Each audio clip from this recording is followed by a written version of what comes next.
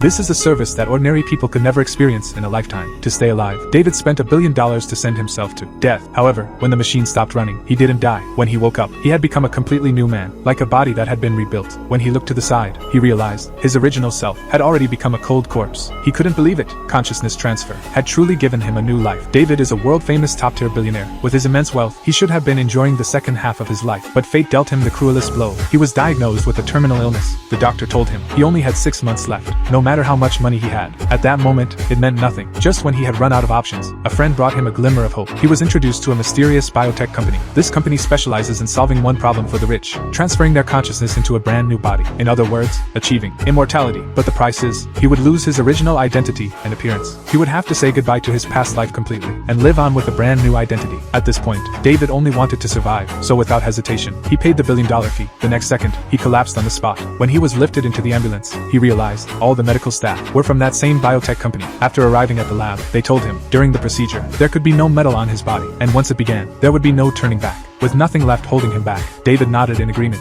After a blinding flash of light, the transfer was complete. When he woke up, he had a brand new body. At first, he felt completely out of place, but after a month of training, he fully adapted to this powerful body. However, he occasionally experienced strange hallucinations. The man with glasses told him this was a normal reaction. As long as he took his medication on time, it would gradually improve. Having been given a second life, David didn't think much of it. After seeing the death notice released by his daughter, he finally let go of everything. The man with glasses gave him a new identity, along with a luxury car and a villa, but none of that was what he truly wanted. Right now, there was only one thing he wanted to do: experience the power of this new body. Even working out non-stop for 24 hours, he didn't feel tired at all. He began to indulge himself, enjoying the strength that came with being reborn. But it didn't last long. One day, just as he was about to take his medication, his girlfriend pulled him away to work out. When he finally snapped back, a splitting headache hit him suddenly. He quickly took out his pills. Before he could even take them, he passed out. While unconscious, a memory appeared in his mind: a woman and a little girl, along with scenes of war. Everything felt incredibly real, as if he had lived through it himself. After waking up, David immediately went to find the man with glasses. But the man told him it was just a hallucination. He even said the Latin woman in the dream was only his imagination. But here's the problem: David had never mentioned